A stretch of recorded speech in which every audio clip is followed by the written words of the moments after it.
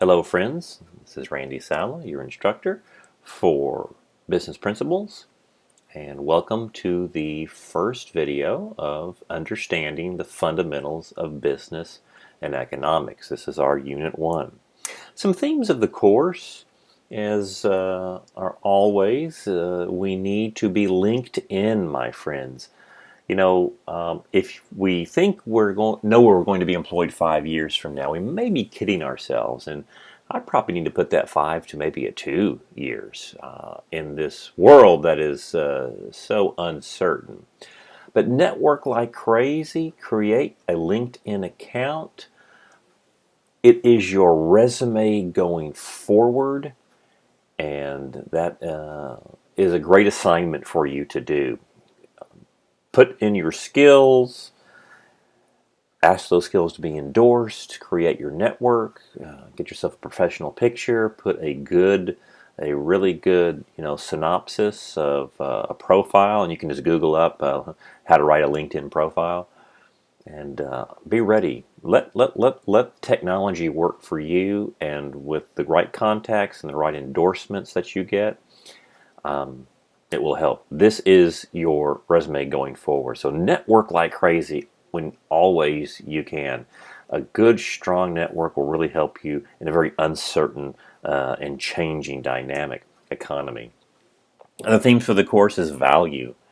How do we survive? How do we stay in business? If you have your own business or a side business idea that you want to create, we understand price, quality, service, location, ease of use, durability, variety. Everything that we do in our careers and for the organizations you work for or the organization you're going to create has to solve problems, and that solution to the problem is going to deliver great value to your customers.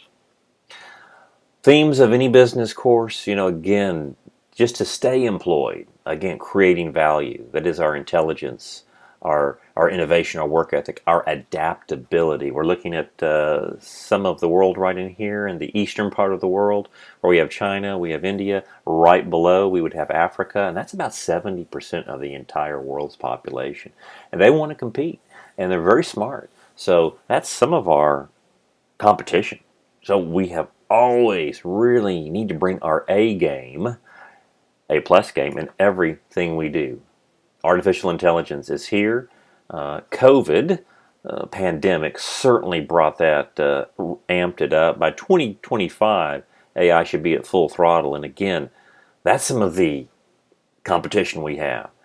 So we have to really create value in our soft skills, our writing abilities, business writing specifically, business communication, and our ability to communicate and serve our customers. Surviving in an insane world. I think we've just talked about that. COVID has certainly annihilated some industries. The disruptive force. We could write books on how to pivot or who pivoted the best, who was able to survive, and you may have seen so many different favorite stores of yours and retailing specifically that just no longer exist because they couldn't adapt. They couldn't go online fast enough. They couldn't deliver their services or their products to you. So how to survive in an insane world is a big theme of this business course. And I want you to survive and then turn that into thriving. Opportunity cost, basically in a business course, unlike other ones, we know that's a theme. To have something that you want, you're going to have to give something up. As my father would say, son, there's no free lunch. Someone's going to pay for that. And for instance, you're pursuing a college degree right now. You're giving up some time to get that done. Hopefully, the sacrifice and the pain that you go through right now will end up paying off very, very good dividends. There's, certainly when we can get out with our college degree, it's very little debt. We don't live in a vacuum. Every action has a reaction. That's one of Newton's, laws of that he has. Every action has an equal and opposite reaction. Hey, when the Federal Reserve basically cuts interest rates for the past 30 years, something's going to happen. When we're giving away money, the effects can be very hyperinflation, very, very large rates of inflation, which we have seen and are certainly seeing now. And of course, there is the great multiplier effect in the business world. And that's something John Maynard Keynes of Keynesian economics, who would have won every single Nobel Prize in economics for several years had he had the award. That was not awarded until the late 1960s, and he had passed on. But basically, he wrote in the Great Depression, when you spend money in the economy, in a free market economy, that money goes to build businesses, it goes to pay other employees, and in effect, they spend their money. So it multiplies and multiplies. Very rarely do we take our money and just hoard it in under our bed. We spend it, which creates jobs and has a great multiplier effect. A new path or the status quo. We need to change that status quo. As we look and we see who survives in a very rigged economy for those past 30 years, we know the very wealthy have done so and increased their wealth. Under every single presidential administration, the top 5% have increased and increased and increased wealth. Democrat, Republican, doesn't matter. What about us? What can we do to change that status quo? And so what can you do to start thinking of a part-time micro business? Hey, maybe you already have a good full-time job, or you're on your way for that, to getting one, and that's fantastic. What can you do on the side? Let that job that you have drive your benefits, your retirement, your health care. But what could you do on the side? I bet you got a skill set. I bet you got some innovation. What can I do to start bringing in a little extra money per month? Again, maybe we start bringing in $500 a month. Maybe it goes to $700, $800, $1,000, $1,500, $2,000 a month. That can certainly change the status quo in your life. Invest that money, do something different.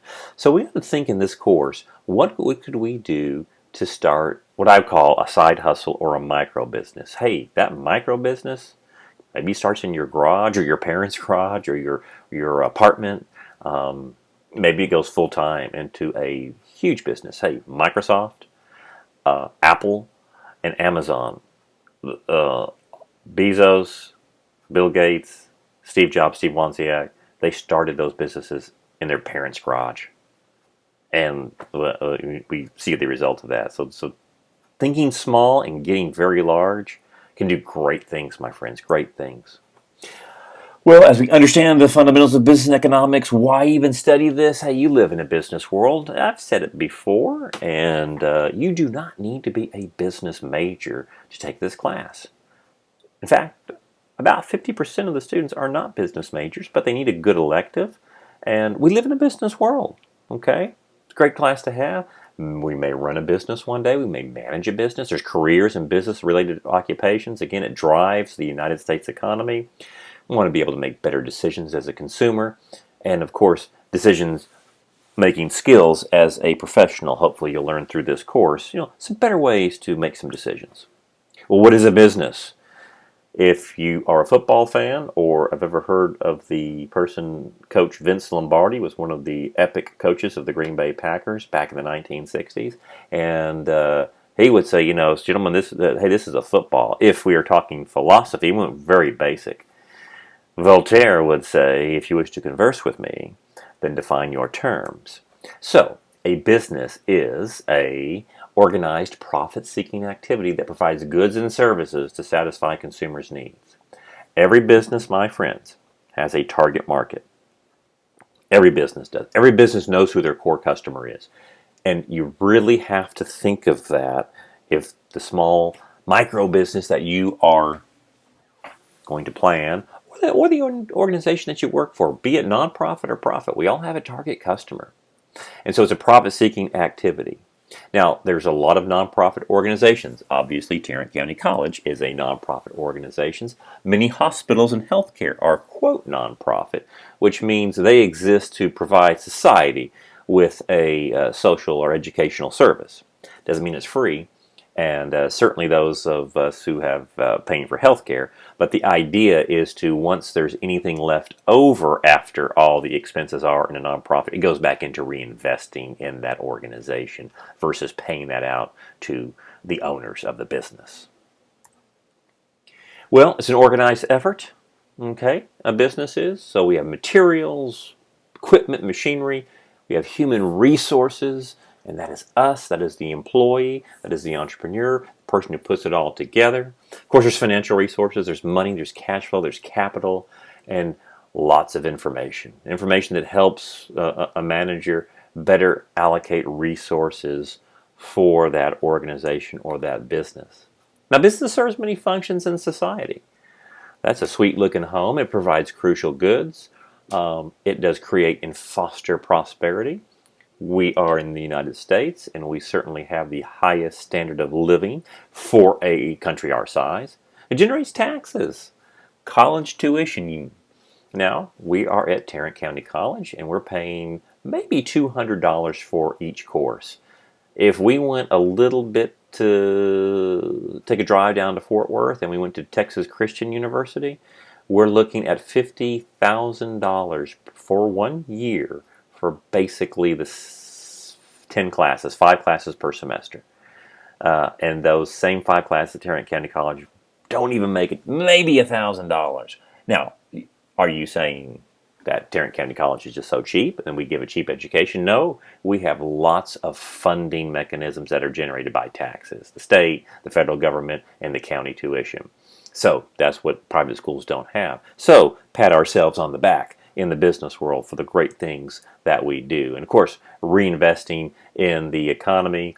And as I've said, we have one of the highest standards of living in the world.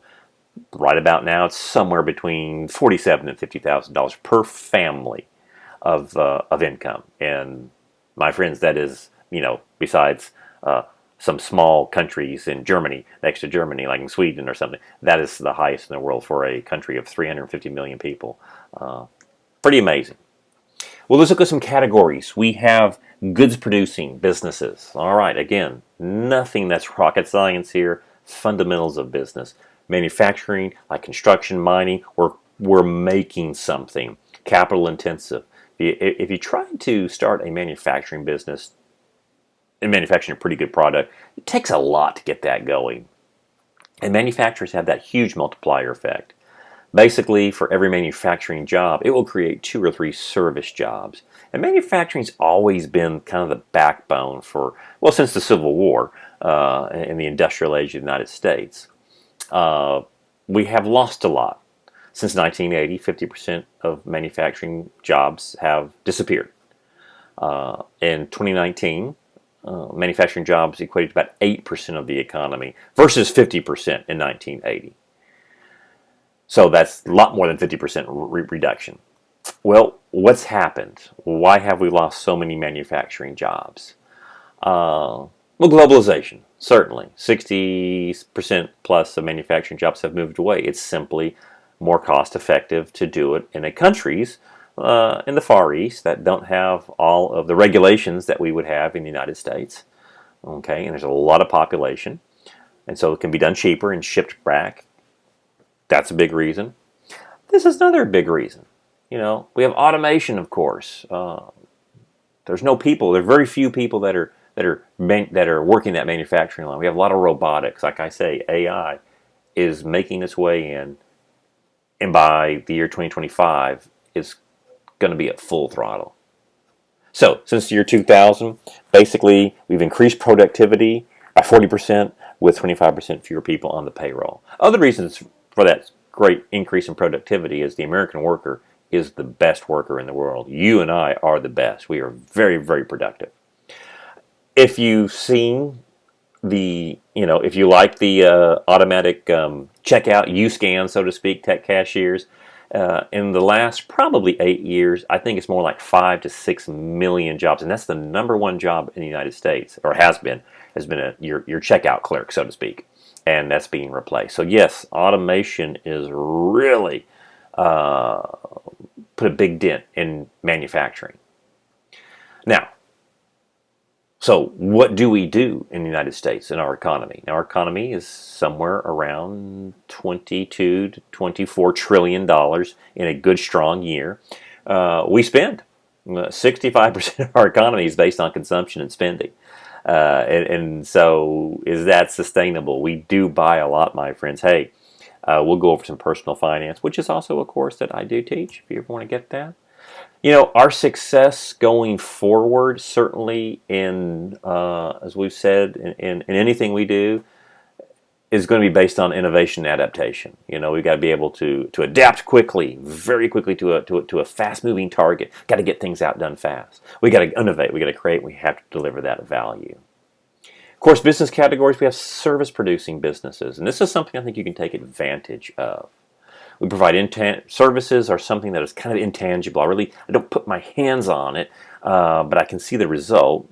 And some of this can be quite labor intensive. The characteristics of a service producing are usually large number of diverse businesses. It's very easy to enter the marketplace, and depending on the business, usually limited people with very high skills and high paying careers. This is probably what most of us will go into.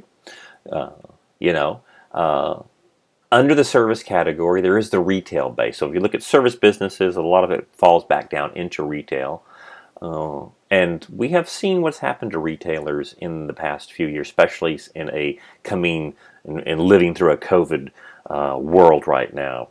So many, before COVID even hit, retailers were on the brink of extinction, and we've seen so many giant companies just fall. J.C. Penney, Sears, so those were industry leaders for 100 years, and you probably don't even see them anymore.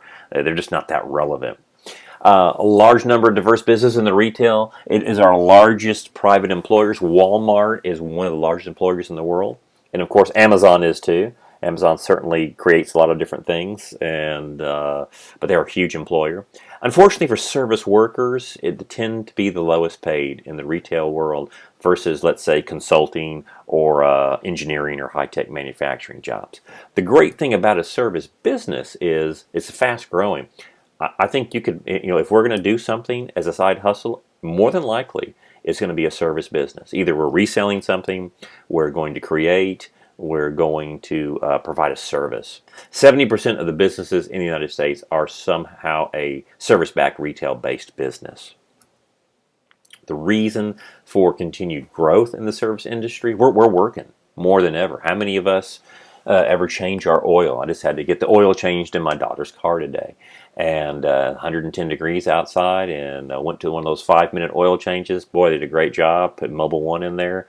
I was thinking, I used to do that when I was a younger man, but where am I going to dump the oil? It's so difficult to do that in your own garage. If you have a good setup and you do that, then hey, you may just have a little business idea that you can work on someone's car. But we're working more than ever, limited time. That's why we eat out so much. We want things delivered, and we want things fast. Changing demographics. Patterns and lifestyle trends. People are getting older. That traditional generation, we have a lot of 80, 90, and 100-year-olds. Centennials, or those over 100, have been doubling in population for about the past 10 years. Now, it's a small double, but they're there. And I can say elder care could be a very interesting way to do a quick service business. Just something called respite care, and that is you can go in and sit with an older person, probably in their 80s or 90s, and give the caregiver a break, just so they can get out and do a few things on their own. And the going rate for anyone just to sit, you're not taking care of that person. You may watch TV, you may read a book, but you're not doing any type of health care needs, is at least $20 to $25 an hour. So there you go. As a college student and you're looking for something, maybe you, again, your parents or grandparents probably know somebody. That's a way to hit that. My mother is in an assisted living care, and my father was in a nursing home, and my in-laws were as well. That's a huge business. There's some really interesting jobs in there. I know it's been tough during the COVID crisis, But it's a lot of money that's being spent. Everything's gone for my mother's care. So a lot of money is changing hands, and there's some very interesting things. And of course, the older you get, the more you need services done for you. Lots of technology, and so again, my friends, the computer engineering, computers, just setting up somebody's house with all the technology we have. It's called convergence technology. We need help with that. Professional advice, accounting, tax advice, personal finance, marketing, business advice, and the barriers are very low. For you to open up that elder care business, I mean, you're just going tomorrow, you're finding people that you know. Okay, you don't have to sink a ton of money into that. So think of something, and we'll talk more about this in Unit 2, which is small business entrepreneurship. Think about something that you could do in life that's very easy to get into. I'll hit this again, but I have my niece, my wife's niece. She has a Poshmark store, and she basically goes in and looks for vintage clothing. She can go into Goodwill and buy one of their bins before it hits the shelves, and they're happy to sell that. She'll go through it, clean whatever has to be cleaned up, either shoes or shirts, and she sells it on her Poshmark site. I gave her a set of golf clubs, and she said, "Hey, I don't play golf, but I bet I could sell it." And she's doing very well, easily cash flowing over $1,000 a month when she works it. So that's a game changer, and she has a full-time job, which all, again, running her benefits, running her insurance, her health care, all through that. So think of something to change that status quo. Types of businesses, again, we look at a for-profit business. Real quickly, this is again, defining the terms. Let's say we're going to get ready for spring break in the future, and we want to sell this great spring break shirt.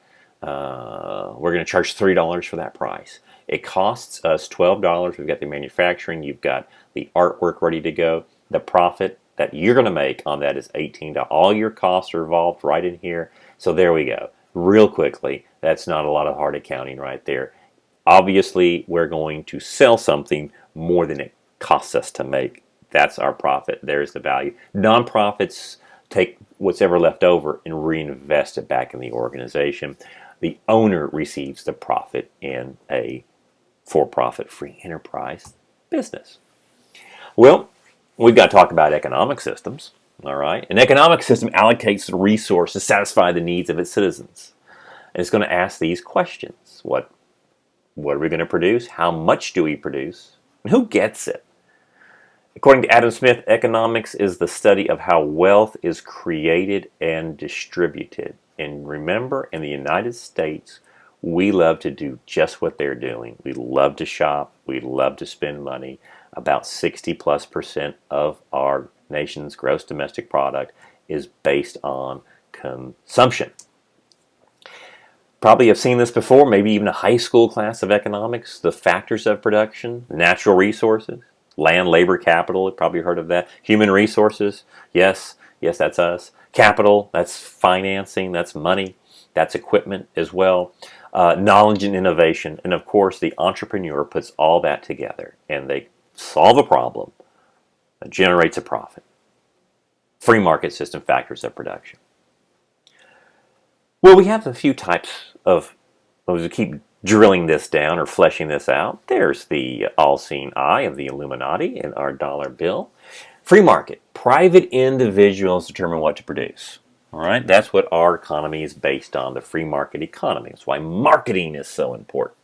Pure capitalism is what Adam Smith may have subscribed to or preached. It's a free market where basically competition is everything. It's the invisible hand that kind of regulates everything else. Now, we can't really have that pure capitalism. We have to have some sort of laws. We have to have some sort of regulations. We have to have some sort of support. So we have the mixed capitalist economy, which basically means we have a lot of government social programs within the private individuals can own property, own businesses, and determine production, which is what we tend to be. There's a planned economy. Now, on the other side of the coin, and that would be the government determines what should be produced. And in the extreme of that would be the communistic society, where almost all resources under government control, and they dictate who gets what and when. And maybe North Korea still seems to be kind of the country still in that area. Socialism, between capitalism, free market, between the extremes of communism, lies socialism, which basically a very large amount of government planning, and usually very high taxes to cover that. But you do have a lot of limited private ownership and profit. And it seems to work very well for the country of Denmark. Denmark seems to have the highest satisfaction of living, not standard of living, but the contentment for the Danes. And of course, there's the flip side of that. I mean, you have your health care paid for, your education's paid for, housing, because everything is controlled. A pretty nice house I was looking at in Denmark, very modern, sleek looking, maybe less than $100,000. But because you don't get to take home that much money, 80% tax rate. So you think of that, for every dollar that you make, you keep 20 cents. Now, we would revolt in the United States, and we've done that before. But when we look at Denmark, it seems to work. Denmark's about 5 million people. The Dallas-Fort Worth, if we looked at Tarrant, Dallas, and Collin County, we're close to 10 million. So, I mean, we're already bigger than the size of Denmark.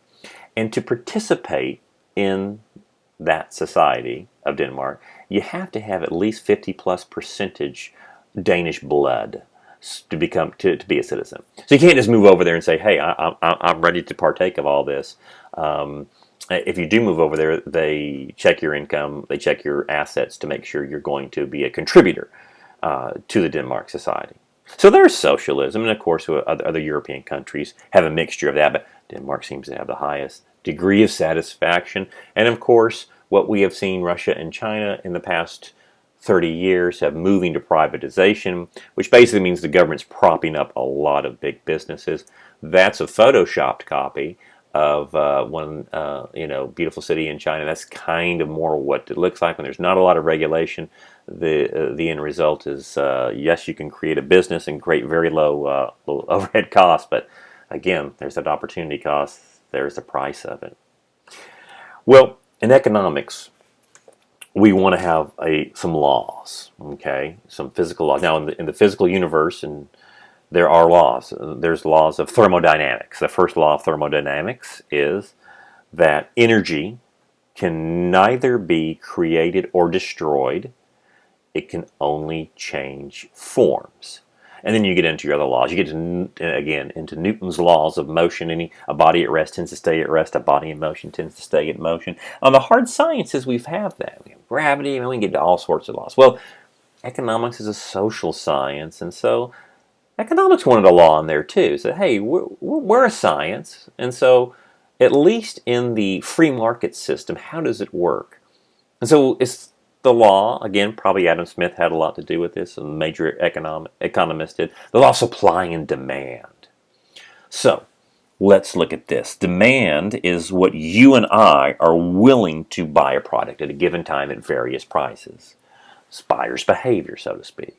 The supply, if you are the business, is the quantity of a good or the service that will produce at a particular time at various prices. So that's the seller's behavior. So the buyer's behavior and the seller's behavior. And somewhere when they really match up, as the supply and demand curve are, you can find the optimal price. That's called the equilibrium price, or the market price. It's when the supply and the demand curve meet at its perfect intersection. Well, that's great right there. What does it mean to you and I? Let's figure that out again. So let's go back to our spring break t-shirt. Okay, you're down on South Padre. It's now beautiful March. It's great. We all want to go to the beach, and you have made up some of these spring break t-shirts. Okay, so in the consumer's items, and the typical one, if the supply is low and you want it, then the price is high. You go down there with 1,000 shirts in your car, and all of a sudden you have 5,000 people lined up to buy it. Well, You got a low supply, probably you're pricing that out. That $30, you may have changed it to 35. You may have gone to 40. Life is good for you. You're making a great profit and you're selling out. Man, by the time Wednesday comes, you got down there on a Monday of spring break, you're already out. You've sold everything and you're going back with a wad of cash. Now, let's just say this. You've been out there all week. Nobody's come to your car or your tent that you pitched out there at South Padre. Maybe it was rainy and cold and you're looking at Thursday and you have a 950 shirts left out of 1,000. What are you probably going to do? You're probably going to say $30. Let's go 25. Okay. I got a huge supply here, and I really need to cut that price. You may be hitting 20. You may be hitting it at your costs, and in the worst case scenario, you may just say, you know what, I'm going to take a loss on this. I'm selling them for $10. I'm getting whatever cash I can, and then I'm going to rethink this. Supply high, price low. And again, these are always in a perfect world. Nothing is interfering. So we would call those kind of inverse relationships, supply low to high, high to low. On the demand side, if the demand is low, again, nobody wants my shirt, then I'm going to have to say the price is low. If the demand is very high, everybody wants my shirt, then I can charge a higher price. Now, what happens when the demand is very high and the supply is low? Well, if you are located in the Dallas-Fort Worth area, just look at housing. Supply is very low, my friends. The prices have gone up huge. So here's just a quick Fort Worth housing report. I jumped down. Median price for just a standard home is probably around 1,700 square feet, maybe not even that, maybe 1,500 square feet. It's $260.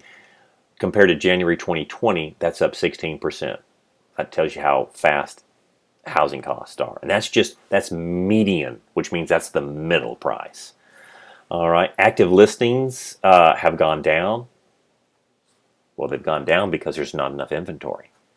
All right, days on the market, days to close. Now, I did sell my mother's house back in 2020 to 2021, and it had some issues, and it took a long time to sell, but we finally got it sold. Basically, if you have a house that's in pretty decent condition, you're closing within a month, within 30 days, which is kind of unheard of in the real estate market. But we've been pushing that for almost 20 years in Dallas and Fort Worth. So yeah, when the supply is low and the demand is very high, and that's through Austin, that's almost through all of Texas right now, housing is very hard to find, and it's very expensive when you find it. Supply and demand. Well, we have to have a supply chain. COVID-19's effect on supply chain has been has blown it up. If we look back at 2020, we look back when we basically shut down. This is the only thing in my lifetime, and more than likely in yours, that has basically shut down a free enterprise system was COVID for at least a month. And when we shut it down, I mean, we basically were buying nothing last March and April when we were in a lockdown.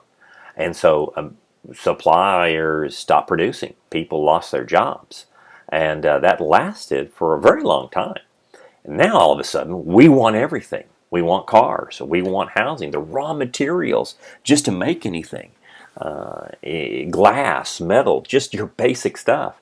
It is on a 6-month back order. And so we're paying very high prices for that. And so we are in a very strange world when we look at the law of supply and demand, because supply is so short, almost on at least so many everyday consumer items. Again, trying to buy a used car right now is very difficult. The inventory is low.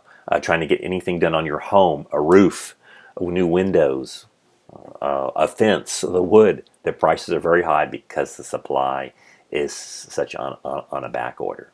And so there we are.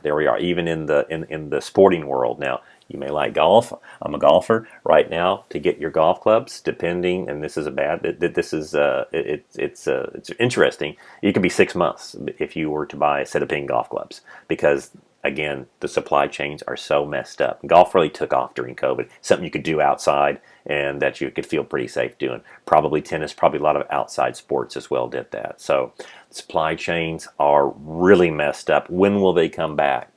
Interesting. Some of these businesses went out of business. And so we're probably the effects and what may happen in the future. Uh, I believe we're going to live with a COVID environment probably for the rest of our lives. Maybe it goes down and it just pops back up once in a while, but we're going to have to deal with it for at least the next 10 years. Could be slow, could be, hopefully, I mean, prayfully it will be. But the supply chain is going to be very, very different than we were used to. Anytime we wanted something, we could pretty much just go find it. And that's not the case, nor will I think it will be for quite some time. In a free market economy, we have to have competition because we have so many sellers out there. I like to think of competition as the pursuit of the customer. And there's 4 types of competition. There's the pure competition, all right? Multiple buyers, multiple sellers, basically selling everything. So your product is based on price. If you've ever gone to a farmer's market and we're all selling corn or we're all selling tomatoes, and even if they're organic or whatever, you're based on price. That's it. And I don't think that's a business idea that you want to get into. When it's a commodity, which basically what we're talking about, and all you can do is base it on price, and you got to keep cutting your price, unless it's something that's you got to find the value there. So sometimes in an online auction, again, if it's just a basic commodity, it's just based on price. So that's what we would look at pure competition. A monopoly, of course, maybe you've heard the game Monopoly. That's only one big supplier of goods and services. And of course, then they can dictate the price and they can raise the price. The oligopoly, or agapoly, where few providers dominate the marketplace. All right, look at the big oil. There's only a few big oil companies left, and there's very few refineries, which is why if you're putting super unleaded in your car, you're paying somewhere close to $3.50, $3.30 to $3.50 a gallon. Electricity resellers, gasoline banking, when there's very few sellers out there, well, there's really no need to compete. And so generally, the prices are going to be higher. Now, for most of us, most of the businesses that we have in the United States is a monopolistic competition. Now, that means there's just a large number of sellers, generally none who dominate the business market. So I would say a restaurant. All right, if you go out to eat during the Dallas-Fort Worth area or anywhere in the United States, probably find a lot of restaurants. There's not one that just dominates. Usually you find your favorite one. And how do they survive? A competitive advantage. That's how we have to survive. That's how your side business that you're going to do, your little micro business, your hustle. All right, we're going to create by value, the service, the quality, the innovation, the price, everything that you do to make it better, to solve that problem for your customer. That's your competitive advantage. This is Jack Welch. He was the former CEO of General Electric. I think he's passed on, but you know what? When he brought GE back from basically almost a non-existent, non-relevant company, he said, look, if you don't have a competitive advantage, then don't compete. I mean, it's just that simple. So I would say you better have a competitive advantage, you better find one, or don't compete.